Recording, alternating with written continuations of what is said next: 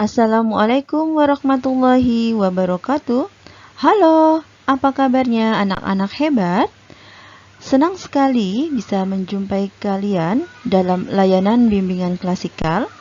Harapan Ibu semoga semua senantiasa sehat walafiat, tak kurang satu apapun ya.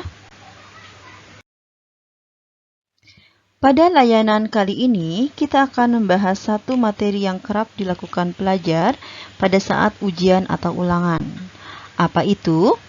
Ya, benar sekali, tentang bahaya mencontek. Layanan klasikal ini merupakan layanan informasi dengan bidang bimbingan pribadi.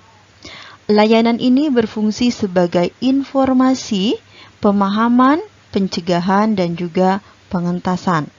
Adapun tujuan diberikan layanan ini diharapkan peserta didik dapat mengidentifikasi faktor penyebab dan bentuk-bentuk perilaku mencontek. Berikutnya, diharapkan peserta didik mampu pula mengidentifikasi dampak atau akibat mencontek, sehingga kemudian diharapkan peserta didik mampu memiliki kesadaran untuk menghindari ataupun menghentikan kebiasaan perilaku mencontek. Baiklah anak-anak, kita mulai saja ya pembahasan materi kali ini. Dengan bersama-sama kita pahami terlebih dahulu pengertian dari mencontek. Ada banyak pengertian yang dikemukakan oleh beberapa ahli dari beberapa sumber. Di antaranya yaitu pengertian mencontek menurut Lestari pada tahun 2005. Mencontek menurut Lestari adalah perilaku yang dilakukan untuk menghindari kegagalan dari nilai akademis dengan cara-cara yang tidak jujur, seperti suka tengok-tengok saat ujian, mendekati teman yang pandai, memilih tempat duduk yang di belakang atau di pojok agar memudahkan saat mencontek, membuat catatan kecil baik di kertas, tisu, di dinding, bahkan menggunakan handphone untuk saling bertukar jawaban dengan teman di kelas. Pendapat lainnya dikemukakan oleh Hartanto, di mana menurut beliau mencontek adalah kegiatan menggunakan bahan atau materi yang tidak diperkenankan atau menggunakan pendampingan dalam tugas-tugas akademik yang bisa memengaruhi hasil evaluasi.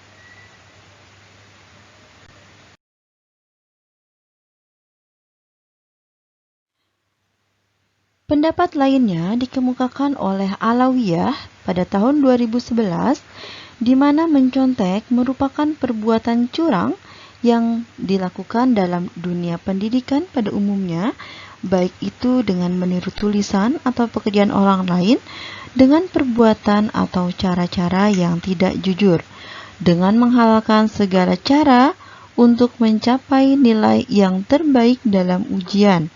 Contohnya, menulis contekan di meja atau telapak tangan, menulis di sobekan kertas dan disembunyikan di lipatan baju, menulis dan melihat buku pedoman atau buku catatan, ataupun menyontek melalui media lain seperti HP. Berikutnya dapat disimak pula pengertian mencontek dari beberapa ahli yang lain.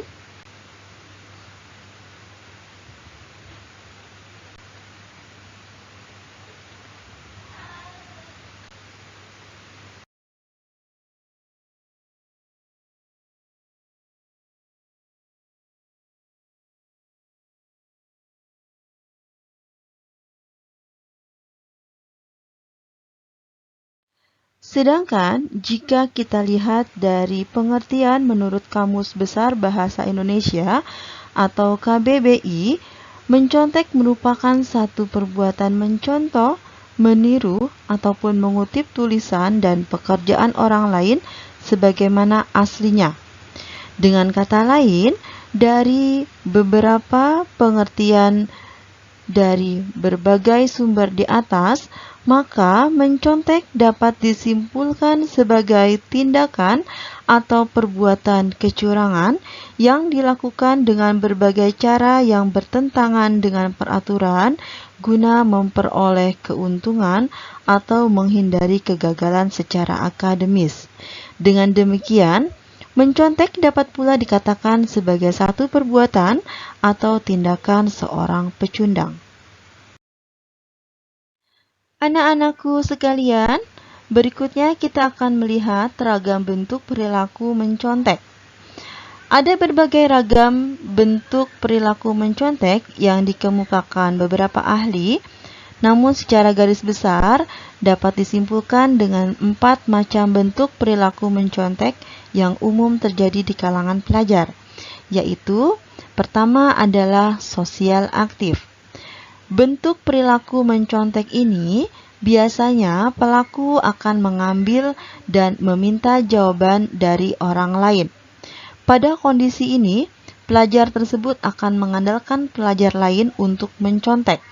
Contoh, pada saat berlangsung tes atau ujian, seorang pelajar meminta jawaban kepada pelajar lainnya. Bentuk yang kedua adalah sosial pasif.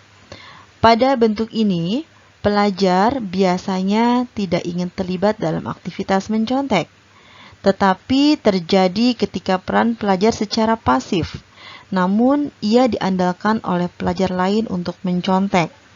Contoh, ketika tengah berlangsung tes atau ujian, seorang pelajar membiarkan pelajar lainnya untuk melihat hasil pekerjaannya, atau pelajar tersebut dengan pasrah memberikan contekan untuk pelajar lainnya. Bentuk yang ketiga adalah individualistik oportunistik.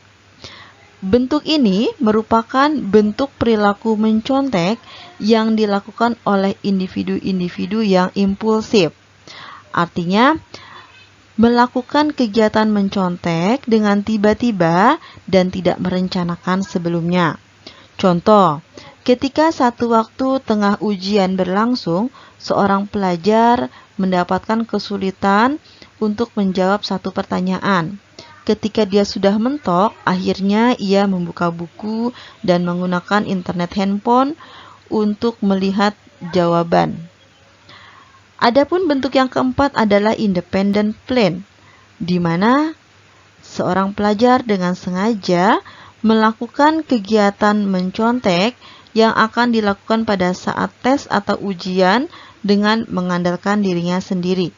Contoh, ketika akan berlangsung ujian atau ulangan, seorang pelajar sudah mempersiapkan sejumlah materi ataupun catatan-catatan yang akan dibawa ke dalam ruangan tes ketika ujian berlangsung.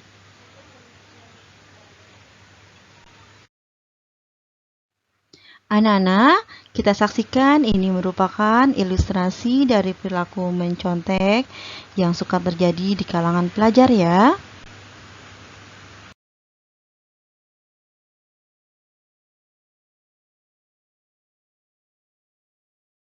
Anak-anakku, pelaku yang melakukan kegiatan mencontek juga biasanya memiliki ciri-ciri nih. Apa saja sih yang menjadi ciri dari perilaku mencontek?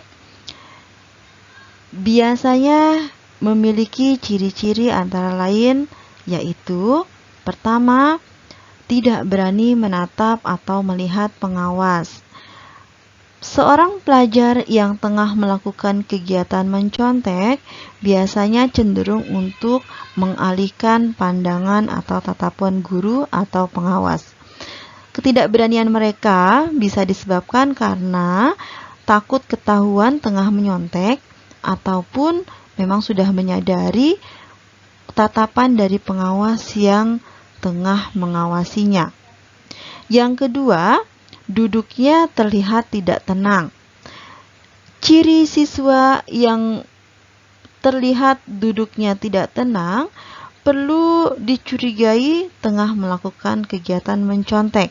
Dan ini biasanya akan menjadi perhatian khusus karena dia tengah melihat atau memperhatikan situasi sehingga duduknya menjadi tidak tenang. Ciri berikutnya adalah terkadang kegiatan mencontek juga menggunakan sejumlah kode rahasia.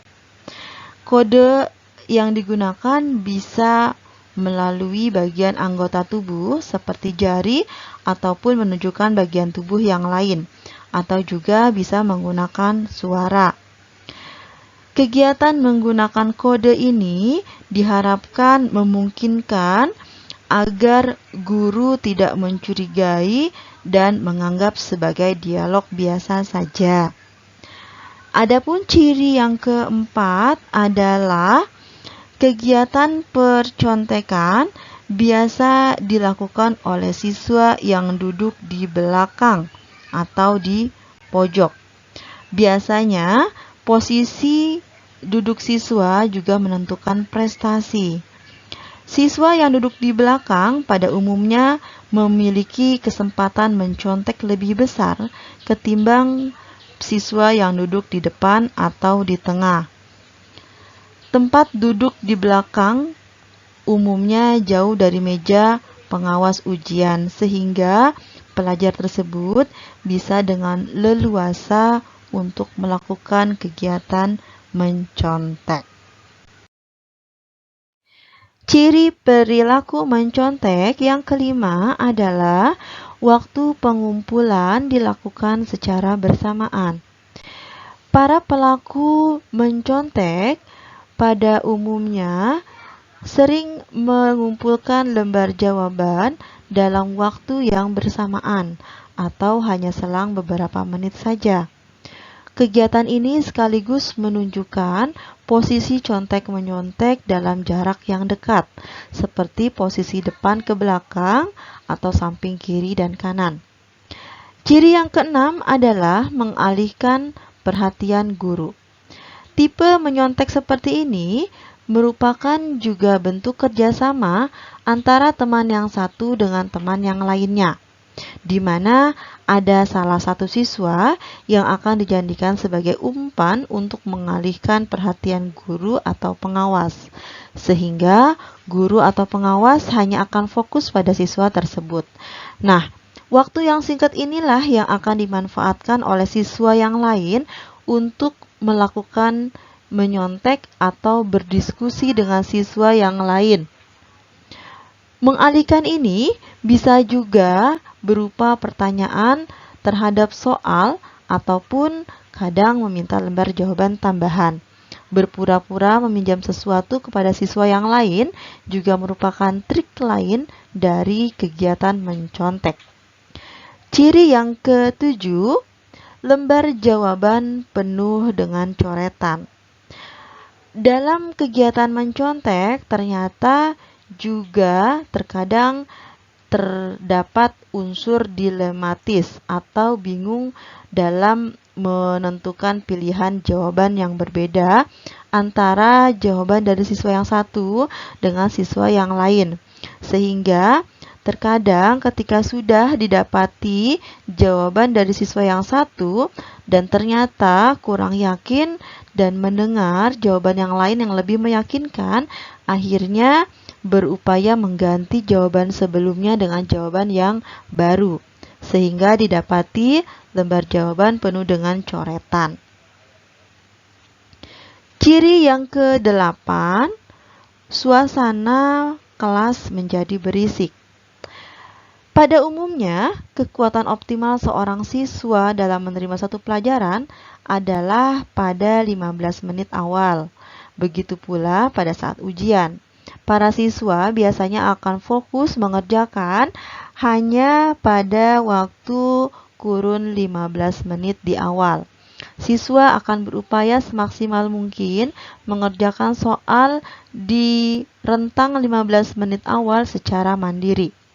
Namun, setelah 15 menit berlalu, kekuatan siswa mulai menurun. Demikian juga terhadap kekuatan guru atau pengawas. Guru atau pengawas biasanya pula hanya aktif 15-20 menit di awal.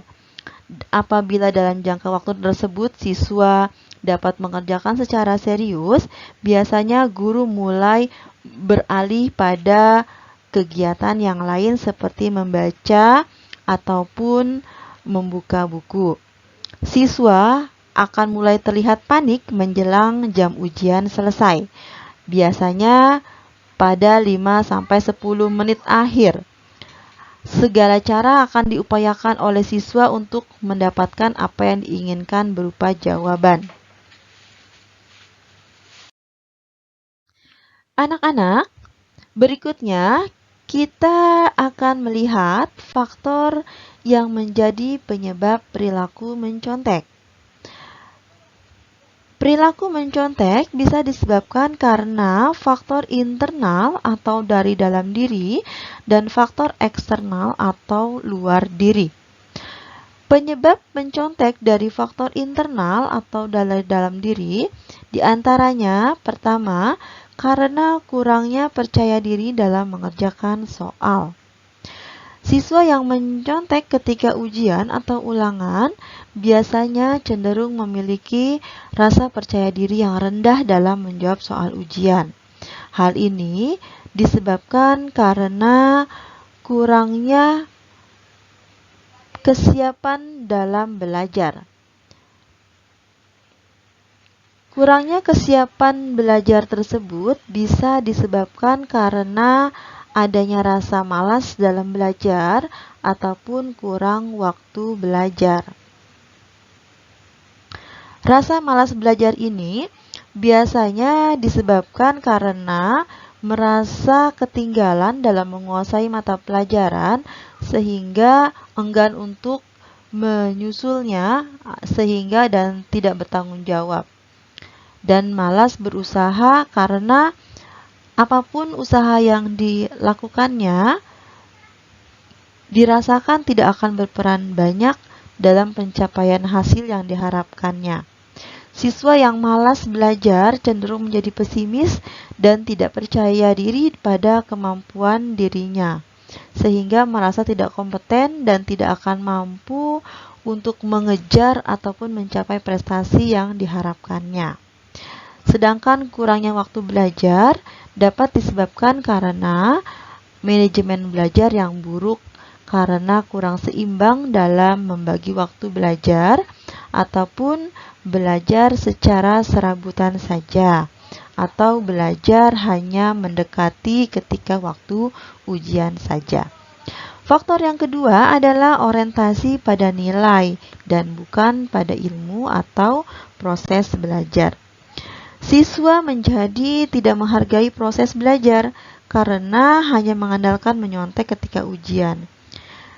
Siswa yang mengandalkan menyontek saat ujian biasanya cenderung akan bermain-main saja dalam belajarnya karena mereka berpikir yang terpenting adalah hasil ujiannya atau nilai akhirnya, bukan pada proses belajarnya. Siswa tersebut menjadi kurang memaknai proses belajar karena berorientasi pada ingin mendapatkan nilai yang tinggi, bukan untuk menambah pengetahuan ataupun ilmu. Faktor berikutnya adalah takut atau menghindari kegagalan dalam meraih prestasi. Pada dasarnya, setiap siswa memiliki keinginan yang sama, yaitu ingin mendapatkan nilai yang terbaik, nilai yang bagus, nilai yang tinggi. Akan tetapi, keinginan dan perasaan tidak kompeten, merasa bodoh, dan bahkan memiliki konsep diri yang negatif akan membuatnya merasa bahwa dirinya akan mengalami kegagalan. Munculnya gambaran kegagalan terhadap nilai yang baik atau prestasi belajar menyebabkan dia dilanda kecemasan atau kekhawatiran secara berlebihan. Kekhawatiran inilah yang akhirnya dihindarinya dengan cara mencontek demi untuk mendapatkan hasil yang baik. tetapi tidak yakin dengan kemampuan dirinya. Faktor berikutnya, mencontek pada sebagian besar pelajar dijadikan atau merasa sudah menjadi satu kebiasaan. Kita semua tentu menyadari bahwa semakin sering mencontek, maka akan semakin berkurang pula rasa percaya dalam diri. Karena semakin sering mencontek, semakin tidak meyakini kemampuan dalam dirinya. Sehingga mencontek merupakan bagian dari insting untuk bertahan. Bertahan agar tidak mendapatkan nilai yang buruk. Demi untuk mendapatkan nilai yang baik, nilai yang bagus, pelajar memilih untuk mencontek sebagai bagian dari pertahanan dirinya.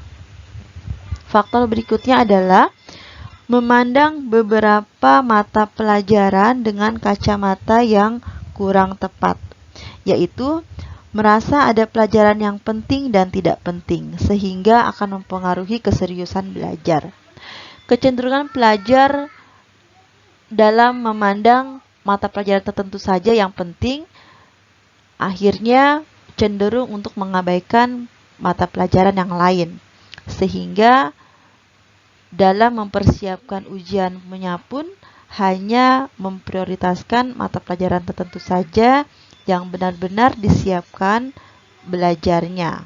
Sedangkan mata pelajaran yang dirasa tidak penting akan diabaikan dan kurang memiliki kesiapan dalam belajarnya. Berikutnya adalah terpengaruh budaya instan. Budaya instan yang mempengaruhi pelajar yaitu selalu ingin mencari jalan keluar yang mudah dan cepat ketika menghadapi suatu persoalan, termasuk tes, ujian, atau ulangan.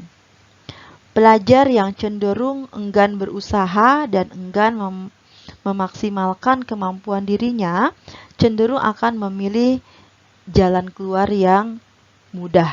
Salah satunya adalah dengan mencontek. Faktor yang berikutnya adalah lemahnya tingkat keimanan. Terkadang ada anggapan pada diri pelajar tidak mau dianggap sok suci, atau ada pula ejekan atau guyonan atau candaan dari teman yang lain bahwa anak-anak yang berupaya untuk mempertahankan kejujuran dianggap sok suci. Nah, remaja yang akhirnya rentan tingkat keimanan lemah akan menjadi tergoyah dan mulai mengikuti kebiasaan remaja pada umumnya, yaitu mulai mencontek. Lemahnya keimanan juga bisa dilatar belakangi karena kurangnya merasa pengawasan dari Tuhan. Hampir tidak dipungkiri pada sebagian diri pelajar kurang merasakan adanya pengawasan Tuhan. Padahal pengawas atau Bapak Ibu guru mungkin saja bisa lengah dari mengawasi siswa-siswanya ketika sedang ujian. Tetapi sesungguhnya Tuhan yang Maha Kuasa ataupun malaikat yang menjaga kita tidak akan pernah tidur dan tidak akan pernah lengah dari mengawasi kita. Itulah faktor-faktor penyebab dari sisi internal. Anak-anak, berikutnya kita akan melihat faktor penyebab perilaku mencontek dari sisi eksternal. Faktor penyebab mencontek dari sisi eksternal ada dua hal yang melatar belakangi, yaitu dari sisi orang tua dan sistem pendidikan. Terlebih dahulu kita lihat dari faktor orang tua ya.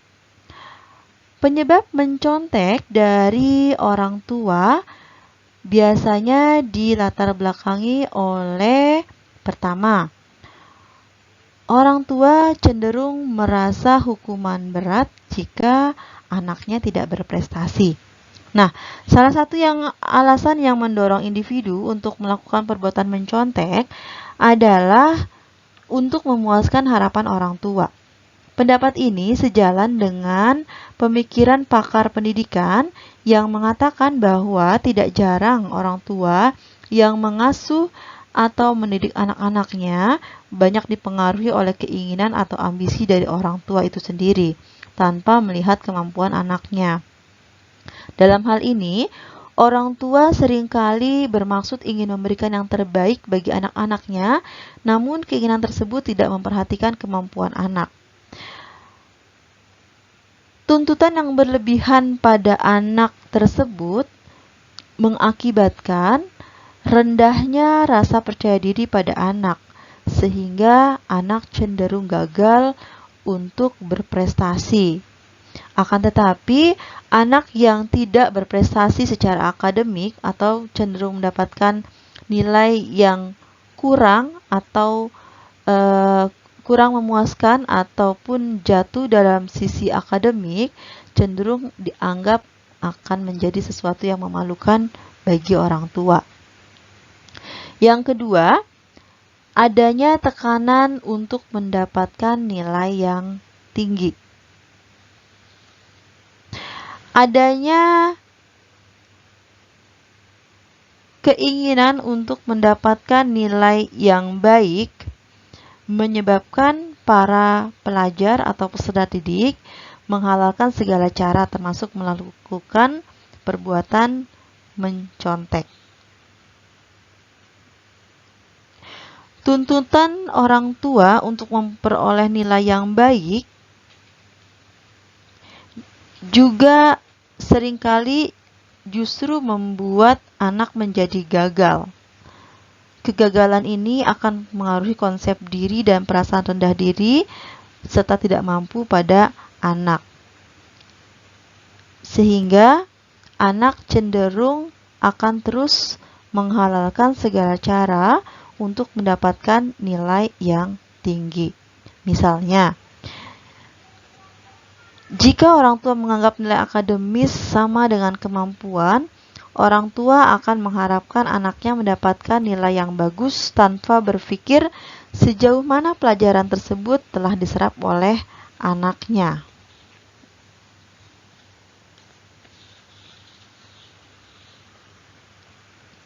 Berikutnya adalah ketidakpahaman orang tua mengenai keunikan pribadi masing-masing anak. Kecenderungan orang tua hanya memandang prestasi secara akademis saja, akhirnya mengesampingkan kemampuan ataupun potensi anak pada sisi yang lain. Pemaksaan kehendak ini menyebabkan anak seringkali merasa kehilangan kasih sayang, merasa ketakutan, dan rasa rendah diri. Padahal prestasi tidak melulu bisa dicapai secara akademis saja. Ada banyak potensi yang sesungguhnya bisa didapati pada diri seorang anak, tidak selalu dari sisi nilai akademis. Nah, pemaksaan kehendak inilah yang akhirnya menjadikan orang tua cenderung untuk memaksakan kehendaknya pada anak. Padahal jika orang tua bisa memahami bahwa sesungguhnya setiap pribadi itu unik dan setiap pribadi itu bisa memiliki potensi untuk menjadi bintang, meskipun tidak selalu dalam prestasi akademis. Anak-anak, berikut adalah penyebab faktor mencontek dari sistem pendidikan. Di antaranya yaitu karena adanya sistem pengajaran yang satu arah, yaitu hanya dari guru untuk siswa. Ya, meskipun pemerintah terus memperbaharui sistem kurikulum dan terus meningkatkan sistem pembelajaran, akan tetapi pada kenyataannya atau pada aplikasinya masih sering dijumpai pengajaran yang hanya satu arah atau one way, yaitu hanya dari guru dan siswa. Guru masih lebih banyak memberi daripada siswa yang harus lebih aktif dalam proses pembelajaran. Berikutnya adalah karena muatan materi yang tumpang tindih. Materi kurikulum seringkali tumpang tindih, artinya masih sering dijumpai dari satu jenjang ke jenjang yang lainnya masih ada pengulangan materi. Hal ini akan menyebabkan pelajar atau siswa cenderung menganggap mudah dan remeh karena merasa sudah pernah mendapatkan materi itu di jenjang sebelumnya. Kondisi ini juga akhirnya akan menyebabkan kebosanan atau kejenuhan pada pelajar.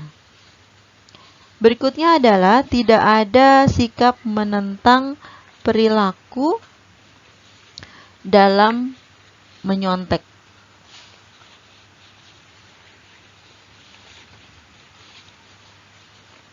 Perilaku menyontek di sekolah kadang-kadang dianggap sebagai permasalahan yang biasa saja, baik oleh siswa maupun guru. Lemahnya kesadaran atau pemaknaan nilai kejujuran masih sering dirasakan, baik oleh siswa ataupun guru itu sendiri. Bahkan tak jarang pula seorang guru membiarkan saja ketika melihat ada siswanya yang mencontek, atau bahkan justru malah membantu perbuatan tersebut. Penyebab berikutnya adalah guru tidak ada variasi dalam mengajar.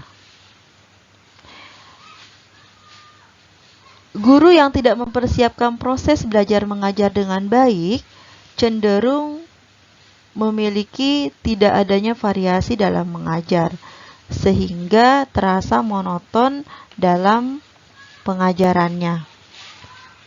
Hal itu mengakibatkan murid menjadi malas belajar karena merasa bosan dengan sistem pengajaran yang ada. Penyebab selanjutnya adalah guru tidak membuat soal yang variatif. Karena banyaknya beban kerja yang dirasakan oleh guru, terkadang mengakibatkan guru tidak sempat lagi memodifikasi ataupun membuat soal-soal yang variatif. Akhirnya, antara satu kelas dengan kelas yang lain seringkali diberikan soal yang sama, atau bahkan dari tahun ke tahun tidak diberikan variasi soal yang baru. Hal itu mengakibatkan siswa dapat menebak sistem soal yang ada dan bisa mendorong perbuatan mencontek karena kurangnya mempersiapkan ulangan dengan baik.